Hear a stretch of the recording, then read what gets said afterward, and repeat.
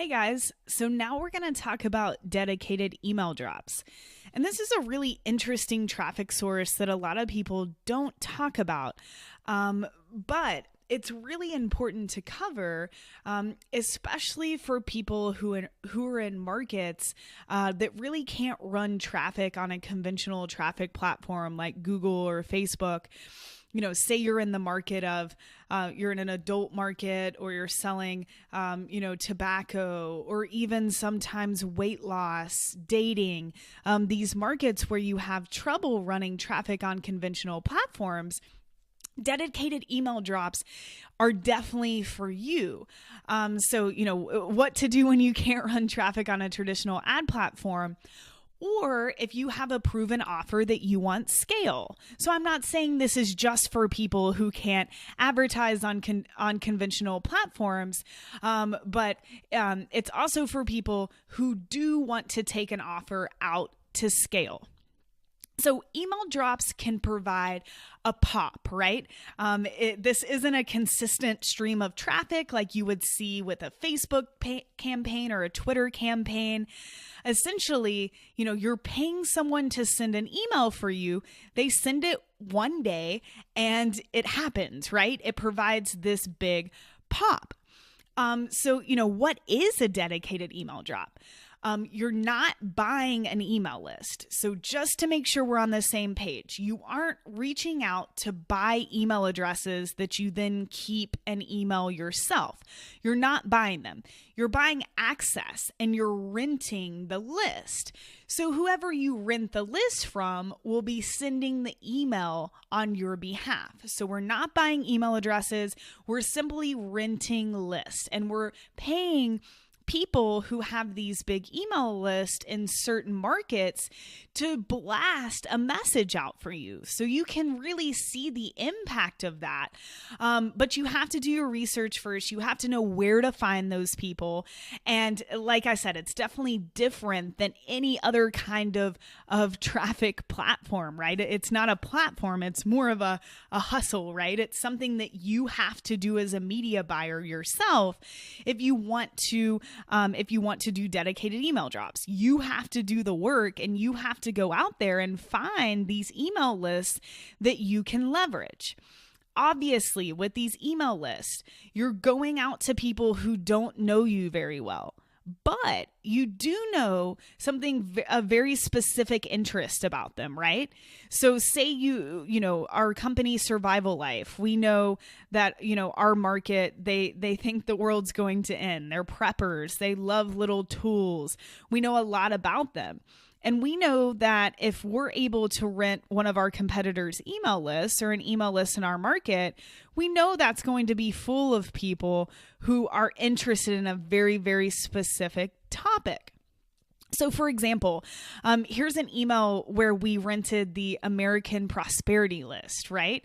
And it says, "Dear Patriot, can you start a fire in any condition? If you have one of these, you can. Check it out here."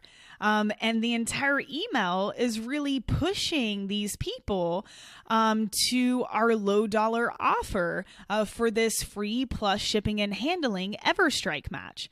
But keep in mind, we know that these people are interested in a particular topic, and they're getting this message from someone who has already built the relationship with them, right?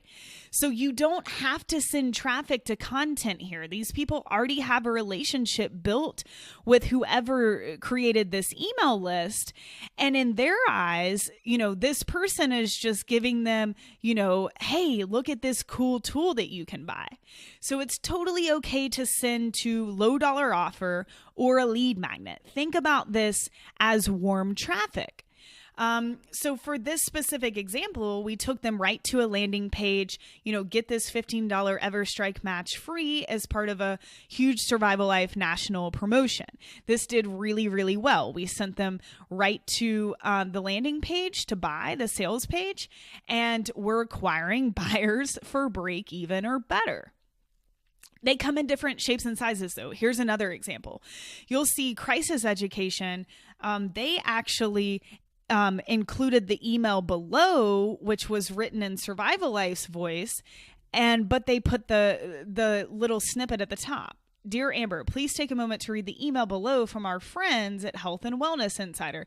They have an important message to share with you.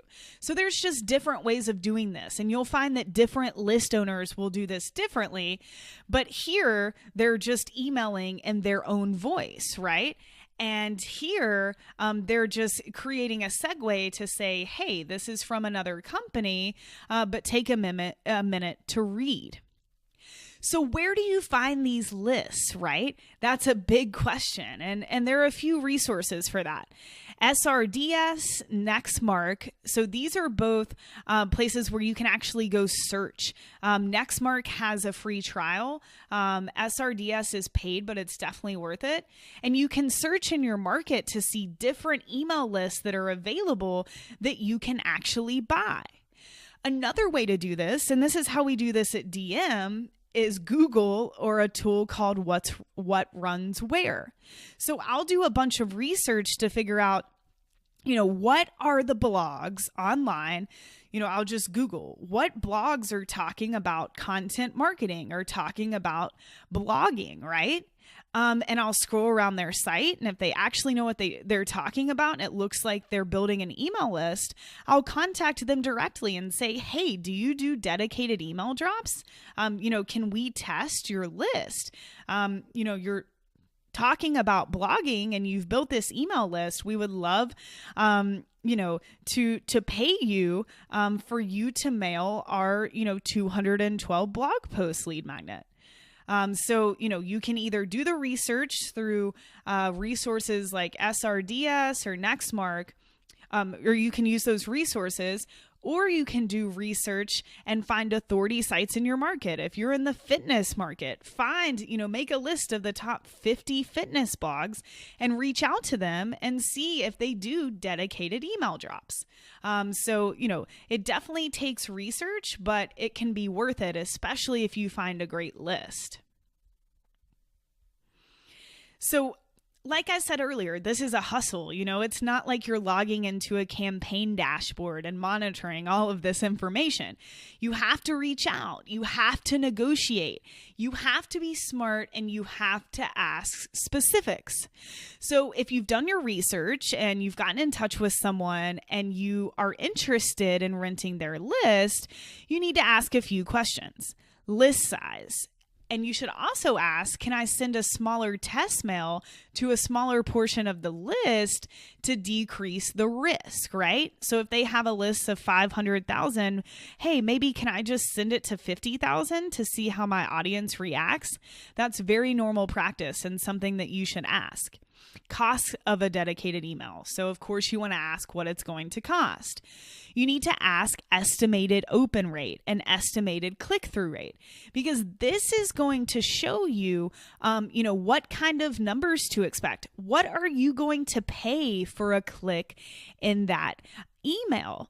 And that's so important, because if you have those numbers and the average conversion rates throughout your funnel, or say your goal is just to send to a lead magnet landing page and the percentage of people that will opt in on that page, you're able to get some rough estimates of either cost per lead or cost per acquisition down the funnel, whatever your goals are.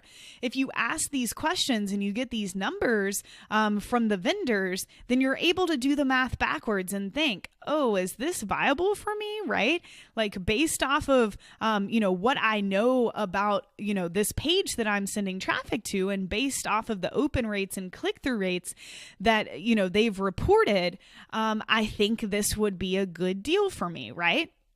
And that all goes back to asking if you can send to a smaller portion of the list so that you can kind of test that before you go for the full thing.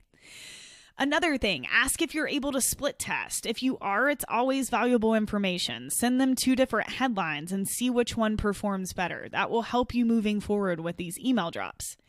Ask if you're the only mail for the day. That's very important. You don't want someone who's sending out, 4 emails a day. You want to make sure that you're the only mail, and that's something that you should absolutely ask a vendor before you seal the deal.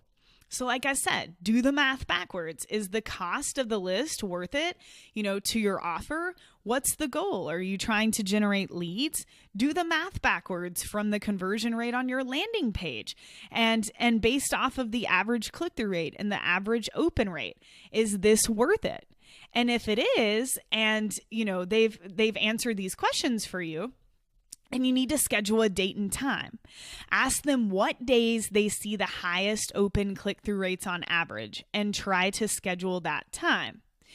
You want to write your email and obviously test the links in the email. That's a mistake a lot of people make. They forget to put the links in and, they spend the money on this drop and it's totally gone. So ask for their highest performing emails. That's big. Say, hey, you know your list better than anyone, and data knows your list better than anyone. What emails have had the highest opens and click-through rates? Can I see those? And if you're able to get access, then you definitely want to mimic whatever voice, tone, layout that those successful emails had. If not, you need to ask questions like, is this going to be from your voice? Or is there going to be a little, a piece of text at the top that just says, hey, from our friends at so-and-so? This is going to be specific to each vendor. You need to ask a lot of questions and see what usually works for them and what they need from you. And they'll give you that information too. And you'll probably submit the email about 72 hours before it actually sends. You also want to ask for a test mail. So before it goes live, ask for a test mail. Say, I want you to send me a test mail to my email that, shows exactly what this is going to look like, and exactly what people are going to see. Also, make sure you have tracking in place. So this is going to be specific to you and your business or your boss's business, but make sure you have Google Analytics or whatever you're using to track. If you're tracking through your CRM, just make sure you can track the results. So 72 hours after the send, you want to ask the vendor for number of emails sent, open rate, click-through rate. And we always check our stats after 24 hours, 72 hours, 1 week, and 1 month, because hopefully you do have follow-up emails in place and you're pixeling these people and you're retargeting them. So you will see your ROI or number of leads, whatever your objective is, you will see those rise over time. So most of your data will come in between 24 to 72 hours, but don't forget to check later. So remember that your analytics may vary a little bit with theirs. It shouldn't terribly, it shouldn't be that different. But just keep in mind that analytics do vary. So the performance of the drop will depend on the goal of the drop, right? So if your goal is revenue, that's obviously what you need to look at. And you need to look at it, 24 hours, 72, 1 week, 1 month after you've had time for follow-up. So set your expectations based off of the goal of the email drop. So if it didn't perform the way you wanted, if the click-through rate was solid, but the open rate was super low, you'll want to test a new subject line next time. If the open rate was good, but the click-through rate was low, then the email creative needs some work, right? You didn't interest them enough. You need to work on your copy inside of the email. Maybe add some images if that's possible. Something to really get them to click. If the click-through rate was good, but the conversion rate on the landing page was low, then you need a better offer or a better landing page. And guys, this all goes back to, lesson 5 and what we learned about, what happens if it doesn't work. The same stuff applies here, right? If the click-through rate was solid, but the open rate was low, that means that your subject line wasn't appealing enough. You didn't get clicks. You didn't have the right ad copy to really appeal to your audience. If the open rate was good, but the click-through rate was low, then, your email, either the ad sent from the subject line to the email was bad and it wasn't what they expected, or your copy needs work inside of your email. And then, of course, if they get over to your landing page and your offer and they're not converting, then maybe the ad sent was poor throughout the whole experience. Or maybe you just don't have an offer that someone wants. Or maybe your landing page needs to be tweaked. So like I said, guys, this is more of a hustle. This is something that you have to plan. You have to go out there and find vendors. You have to really reach out to people and negotiate. This isn't a traffic platform where everything can happen in one place, but it is something that you can get massive scale out of. You can reach a ton of people in 5 minutes. And it's something that if you have big authority sites in your niche, or you are in, a market where you can't run traffic on a lot of conventional platforms, it's something that's well worth it. And it's something that you should definitely put time into.